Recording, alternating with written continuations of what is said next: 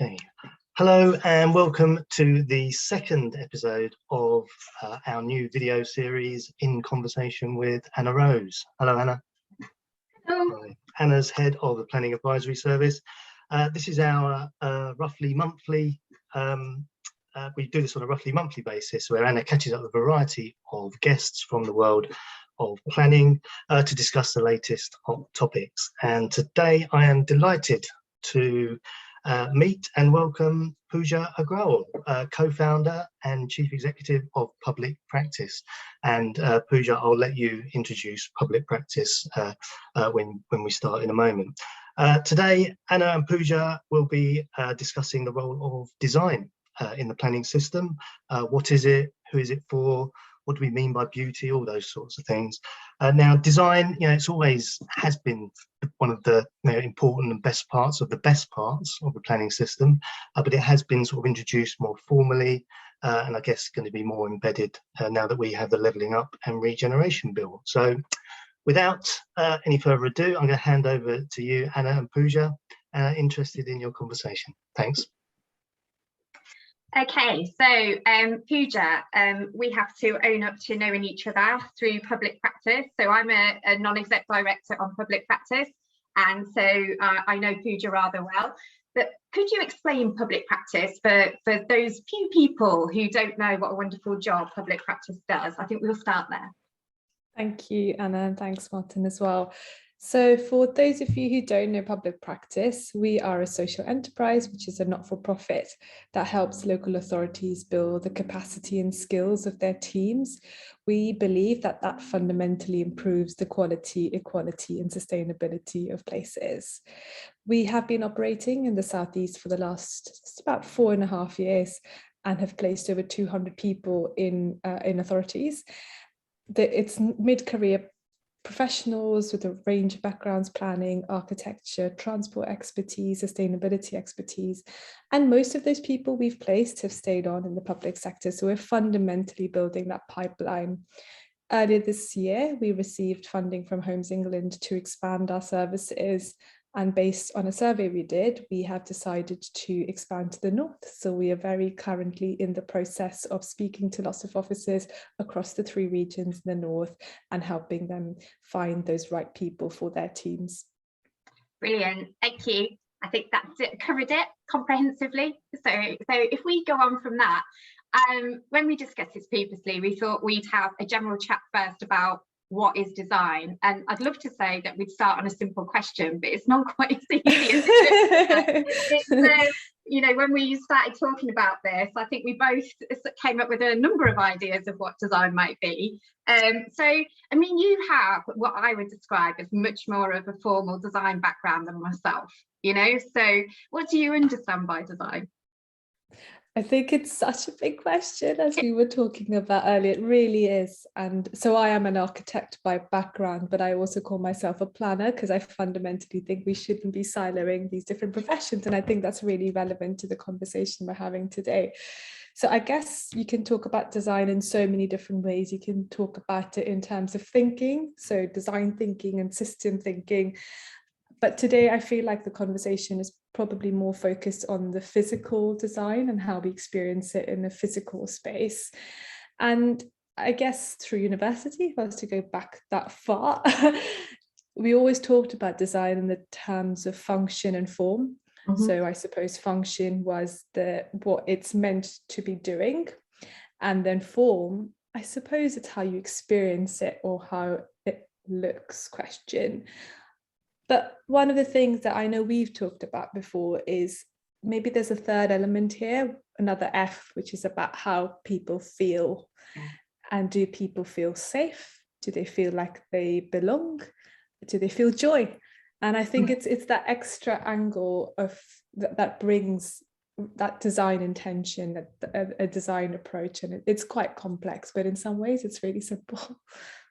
Yeah, and I think actually when as professionals hear the word design, we think mainly about the look, and a lot of the conversation on social media, on some of the professional platforms, has been about how buildings look, about how streets look, you know, and it's about the appearance of what we plan for, I suppose. But you know, the way I've done my planning in my career is very much around more of that function and feel. And so it you know, how does it work for the people who live there, and how does it work for the people who share that environment? And it's and I have to say, I tend to think of the bits of sites without buildings more than I do with the bits with. and so I just think that it's interesting watching the conversations unfold as you know, Building Better, Building Beautiful Commission reported, and now Office for Place, and now the Levelling Up and Regeneration Bill, and how we maybe move the conversation to you know, who is design for? You know, is it just for architects and urban designers, or and now we're inviting planners in, you know, or is it like, I suppose we've had conversations about before, is it about embracing everybody's experience and bringing it all together? So is it a collaboration in effect? I completely agree. And I think maybe the architecture profession hasn't done itself any favors by always talking more about the form. They're talking about the facades and I think maybe that was a very particular phase of the noughties where there was so much money in you know, very tall, shiny buildings. And I feel like that became the symbol of what design is. But I'd like to think that we are moving away from that, even in terms of the education. There's so many more overlaps in terms of how we're talking about design and planning and architecture. But I suppose always my biggest fear is that people see design as a kind of good to have, like a really great extra. And I hear that across authorities in the country. It's seen as this plus, you know, that, oh, we don't have money for design, it's this additional aspect. And I really strongly believe that we need to move away from that and really link design to that lived experience and equality, and seeing that link to social equality. And that goes back to your point around who is designed for. And I do feel like we're starting to see a bit more overlaps. And I think perhaps with COVID, we did see the conversation coming around, you know, who was being impacted most by COVID. So, for example, we know that I think it's over 30% of people who are critically ill from COVID were people from Black and Asian and minority ethnic backgrounds, yet they make up, you know, about 14 or 15% of the population. And there's now increasing proper evidence around the link to housing and air quality and overcrowding. And that is design. For me, that is design. And we can't see that as a good to have. That is what good design is enabling everyone to have a good quality of life. And it also gets into that conversation around public and private space, doesn't it? Because, you know, what we saw through the pandemic was that the ability to experience outdoor space when we were in lockdown really depended on wealth a lot of the time, and this is probably pivotal in terms of social history, is if you were fortunate to live in housing that had space provided for in it, even if you weren't wealthy enough to have invested in that. And I think that in some of the areas of the country where, you know, parks were locked down, and you know, so we began to see that people were imprisoned actually inside houses. And when you start to talk about overcrowding and those sort of issues, then we begin to see how design works to prevent inequalities, I suppose, growing in society, you know. So you can use it as a preventative model, can't you, in terms of this, to ensure that you're not worsening, and certainly you're trying to bettering people's situation. And I think that's really important when we're looking at local government's role. No, absolutely. That's exactly what we should be doing, isn't it? Yeah, So, exactly. yeah. And that's the power of good planning, isn't it? Good planning is thinking about all of those elements at a strategic scale and being able to lock that in a kind of longer term vision and structure. And yeah, at what point you say this is design versus this is functional. I don't know, so I think it's really great, and we need to own this word design across the different professions and not just see it as being a sort of color of paint or a particular expensive material. It's about that experience. And I suppose, does that come down to, so when you were saying, that local government see it as or everybody sees it as an additional, so it's almost like the affordable housing in a site development, it's the thing that you can afford at the end if you've got enough money, that sort of thing. I think, is that to do with then that people link design to certain professions, and therefore if they haven't got those professions within their team already, it is an addition, isn't it? Because they're going to have to pay for them because they don't have the expertise in the house. And I wonder if that, I know that Public Practice did a survey about the situation in local government and the amount of skills that I suppose were missing from certain teams in certain places. But I do wonder about how we define who is able to do each discipline, and whether that has an influence on what the results come out as. No, it's a really good question, and it's something we're always trying to work out, as like we can keep redefining these disciplines. But at the moment, we do have a specific role, I suppose, a discipline type, which is around urban design, and we've got another one around planning and policy. So if this is helpful, from the survey results, the skills that did come up as above 50% in terms of the what was in demand. The number one actually interestingly came up as digital and data, that was above 60%, and second was around urban design, third was sustainability, and then the fourth was ecology and biodiversity, which makes sense given where the bills are coming. But also what was interesting is that these are the skills that local authorities are looking for, that's their demand. But in terms of their actual plans for recruitment over the next 12 months, number one was actually planning and policy, planning policy, and also property development. So there's this kind of interesting mismatch in terms of what people want but then are practicing. And as I said, we are expanding to the north and having all these interesting conversations. Interestingly, most people have come to us for design, and maybe that is how our brand is positioned. And that's how we started in the southeast. At the moment, we've diversified those skills in the southeast, and maybe that's how we will start in the north. But there's still this, I suppose, sometimes hesitancy around it's an extra role that we need to bring, yet there isn't actually any design experience, but we're doing all of these really complicated master plans that we're trying to bring these 3 different sites together, and there's no one looking at it at that kind of strategic scale. Yeah, and I suppose when I listen to that, I think, well, is it because it comes that additional, it's an additional need, so it's a nice to have, whereas a planning officer is a need to have, I suppose, in terms of the from the local government perspective. And there's councils, as you know, that are desperate for development management policy planners in particular at the minute.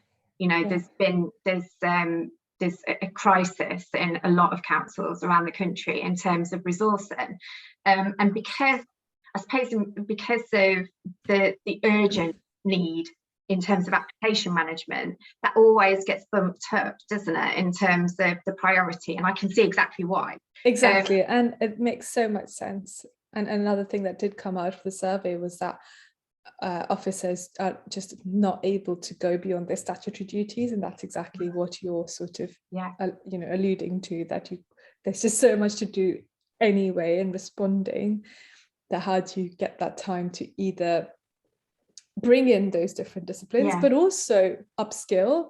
And for me, that is something that I feel quite strongly about as well, and that public practice is not necessarily in that space where we upskill existing officers, but there's something here around that kind of culture and morale where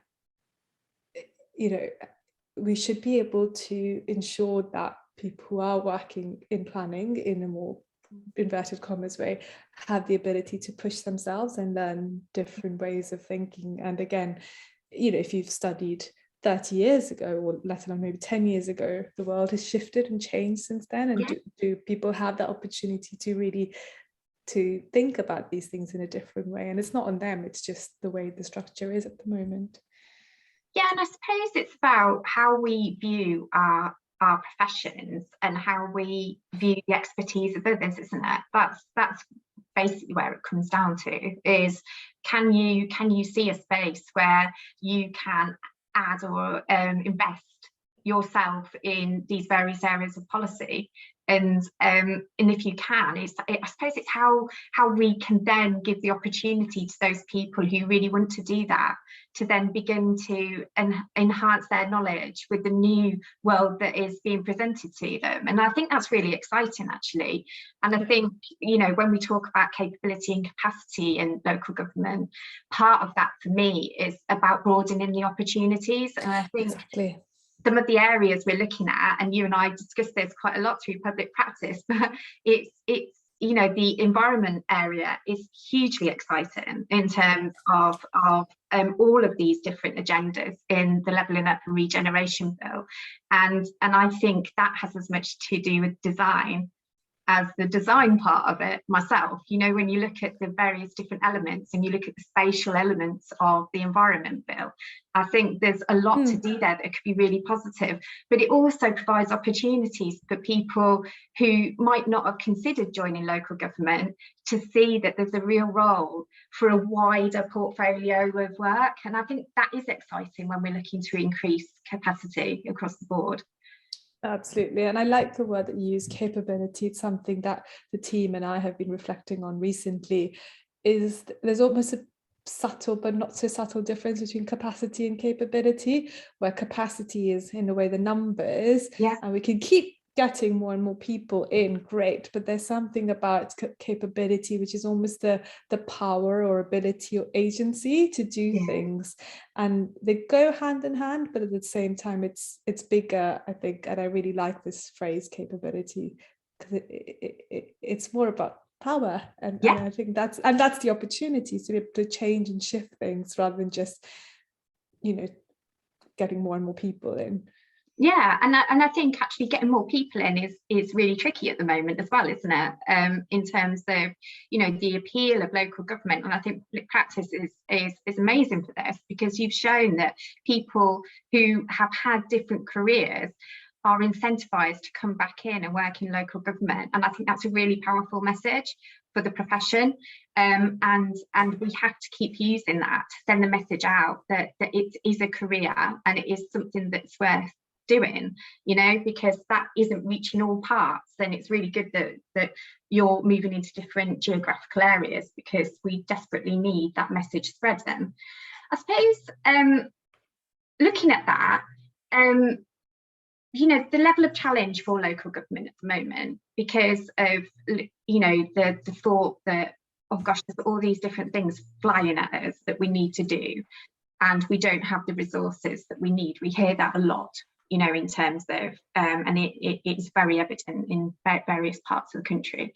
But in terms of public practice and the role of the associates in public practice, in building confidence and belief, I always think, in terms of, I see what some of those associates have been able to do.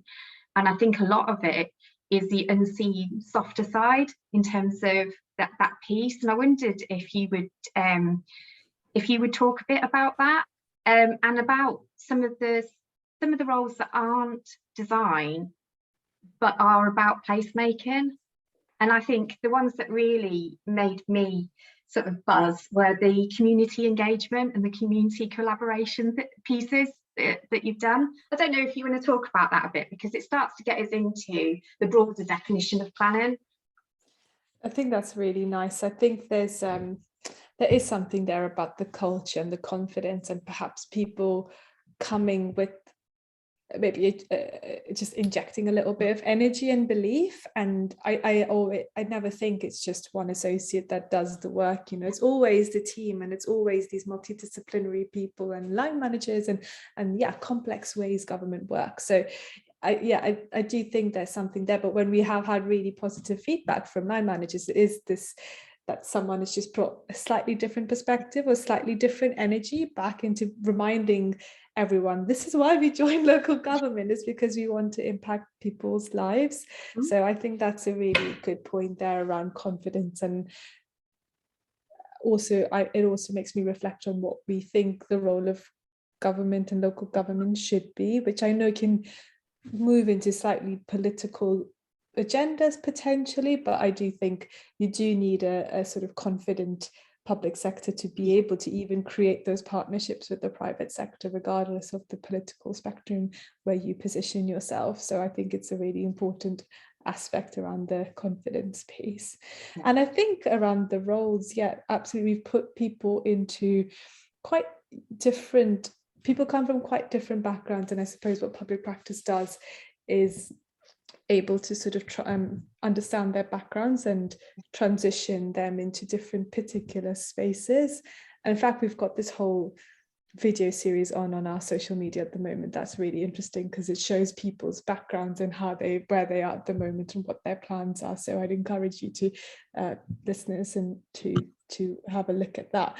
But in terms of community engagement roles, we've placed people in more urban areas, so in city urban areas where perhaps an associate actually had grown up there, and then that's why they joined the program, was to be able to give back in their local community, because they worked there they used to hang out there as a young person, and now are able to shape the kind of meanwhile use spaces to other people we've placed in more garden town areas, in new settlements where there isn't a community in inverted commas, but how do you garner attention and create a sense of purpose amongst lots of different stakeholders? And that particular associate had interestingly a background in drama and performance, and I always think, I wonder if there was something there that he was able to almost create a vision or a sense of what this place could be in the future. So it's really interesting to see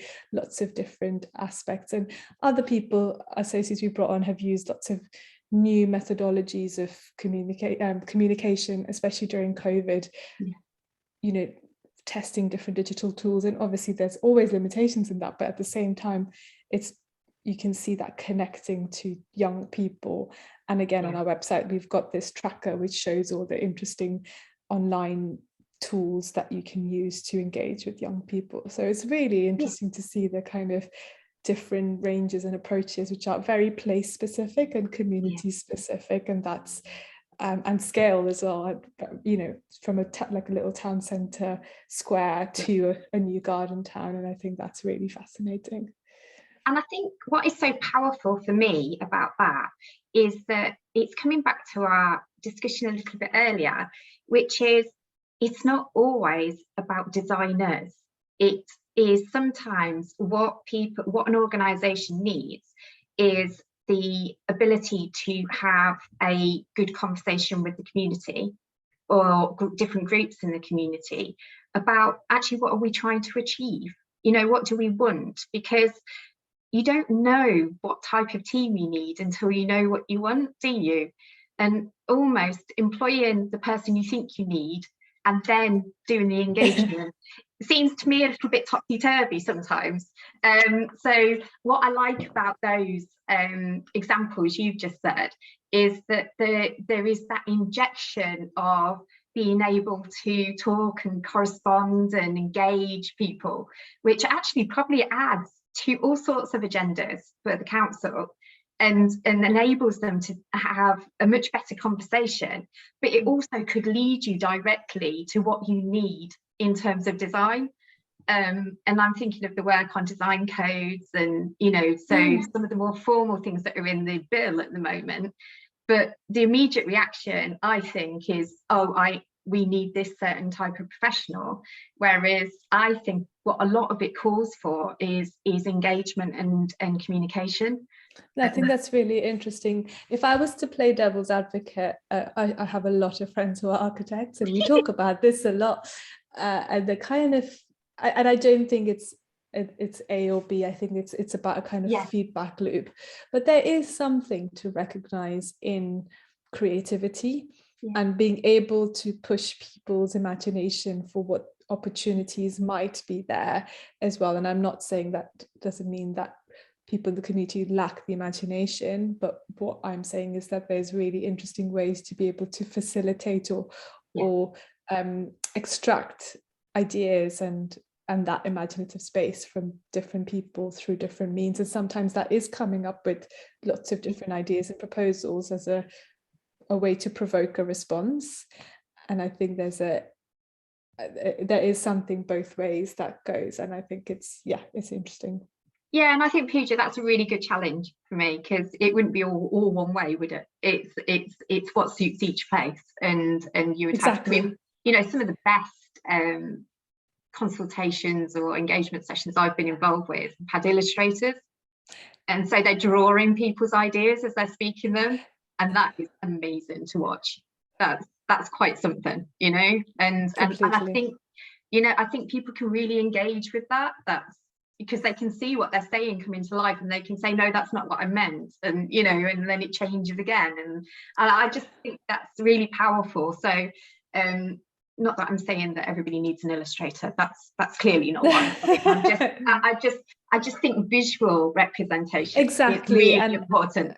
And spatial as well, when you see three-dimensional models at different scales and being able to respond to that. So there is something there about the value of the profession and skills that professionals have, whether it's planners or architects, but it's how we are able to move that from being a sort of position of privilege to being able to use that to trigger and evoke conversation, I think, around design and space, which is challenging. Yeah, and I think it's also working out that just because you're, you know, because we're professionals doesn't mean we're the best at having the conversations.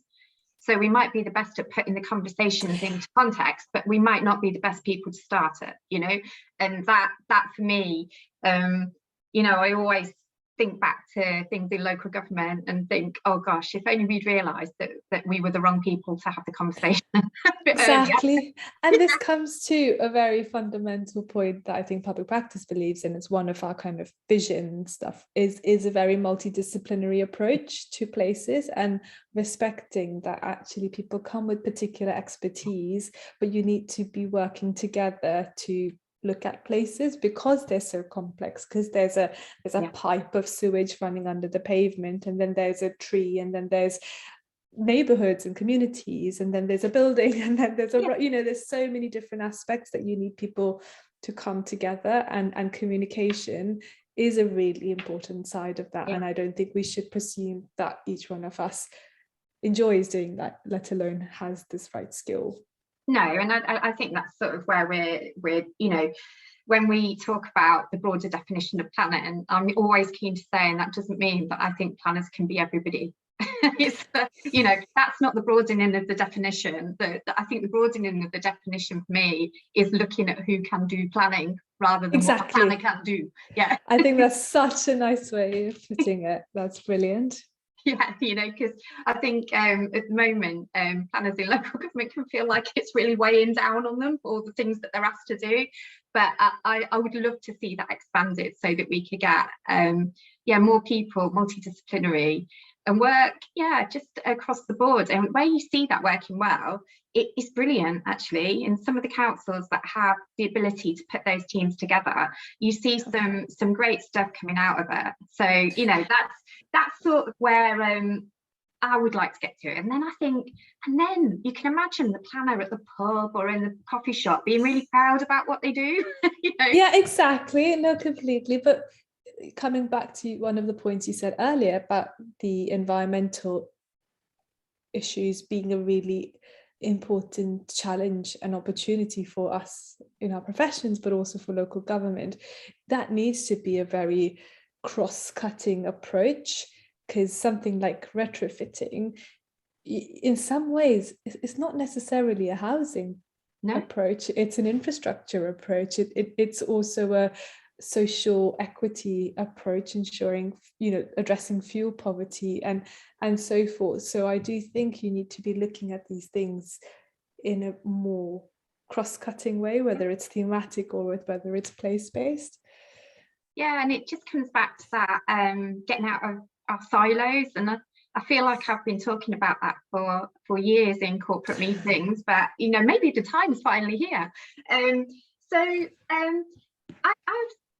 suppose moving us on is that it's how do we help? So I think we both agree that it's a good thing. It's nice that everybody's talking about design. It's good that people are starting to investigate their own views of what design is and their understanding. But is there a way that we can get out of, because what I can see at the worst end of this, we could have every organisation doing the same thing, that exists. So we're all going to try and fill the capacity gap in local government, and there's going to be a million options for everybody, and then nobody's going to be working on like the capability, or there's going to be, so there's the worst case option. But I also see the best one, which is we all accept that we need to work together, and we complement each other with what we can offer, because there are a lot of organisations, all fairly small at the moment.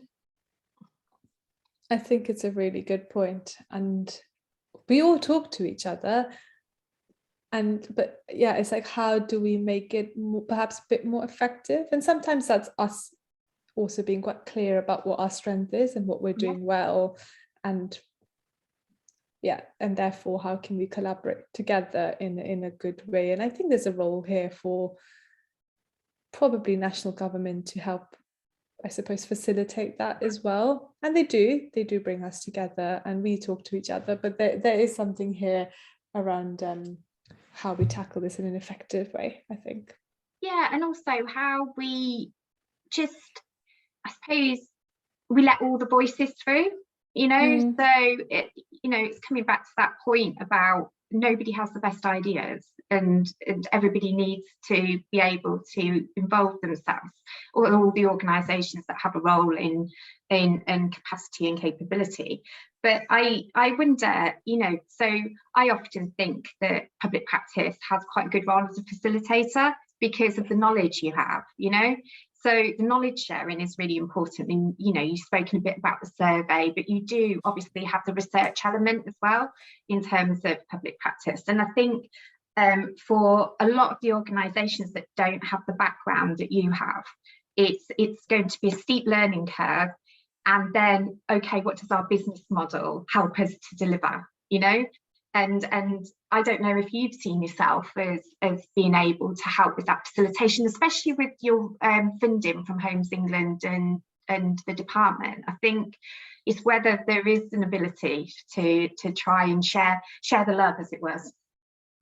I think it's really important. It's, we talk about it a lot in the organisation about how we measure our impact.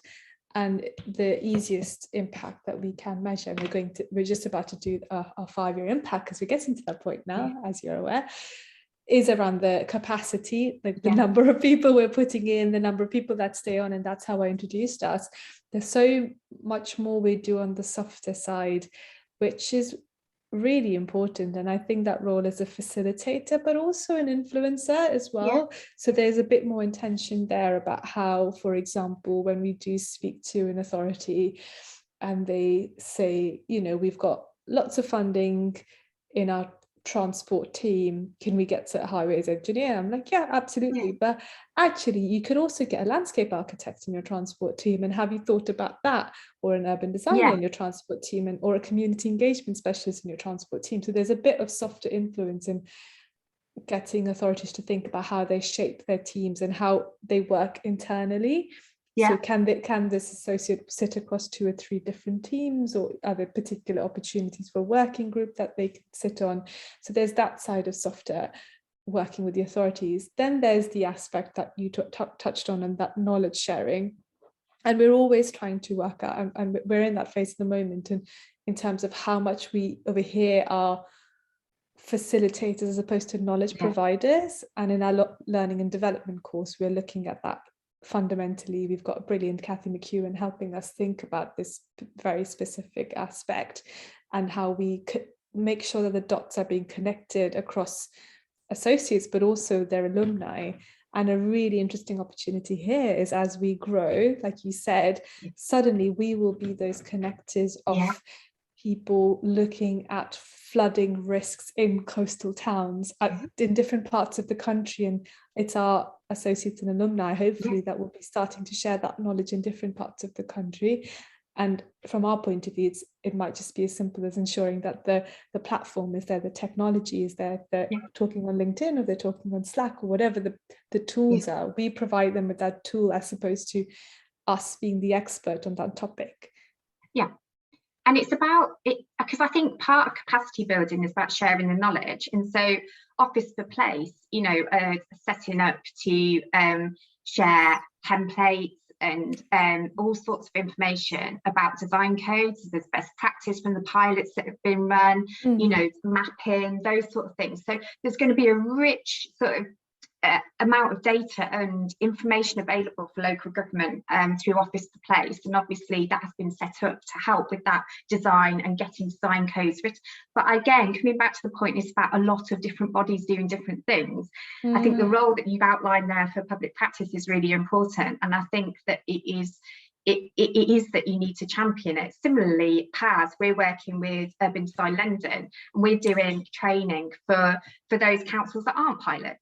So we're trying to spread the learning in terms of getting it wider in terms of some of the design code work and what you need to do and what your responsibilities are and how you can do that. And I think that it's just about us all doing little pieces of it, isn't it, to make sure that we're not missing anybody, and that we can help as many people as possible to be able to, I suppose, envisage their ambition for place. And I'm quite passionate about us all being involved in that, and that we try and help local government to do that themselves, rather than creating an industry around it. Exactly. That's sort of where we are. No, I completely agree, and hence it's us supporting local government as opposed to being about us. I totally agree with you. Yeah, and I think as many of us as possible can try and keep this as local government, doing this for themselves with communities, rather than, so for some of the other things in the planning system where it's become just a little bit about payments to organisations to fulfil requirements. I think that would be, it'd be really nice. There is going to be opportunity for that, but I think we have to start from the place that we want people upskilled, and we want to try and improve morale and capacity and capability within local government. I think that's going to be really important. So in conclusion, Pooja, I think, we both agree, and there's never any difference there, that raising design up the agenda is a good thing. I mean, it can't be a bad thing. And when you look at the wider definition of design, it's a no-brainer, isn't it? You need this to happen. You need people to think about places differently to that which we've done over the last 5 to 10 years. That's certainly, and maybe a bit longer.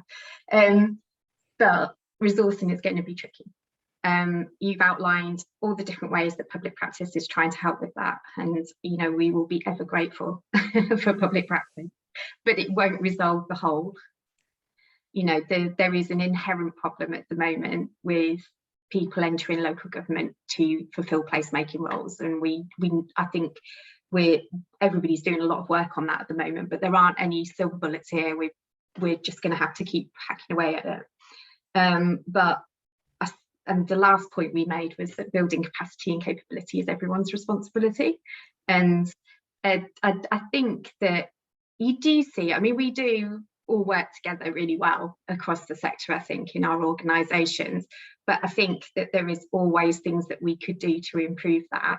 And I definitely see that the funding from Homes England and the department is a really positive sign for how that is going to work in the future, in terms of the government and then smaller organisations that enact parts of that activity. I think that's, and I think the Office for Place is another example of where we're putting specialised resource into a body so that we can help on particular aspects, and I think that that's all to the good.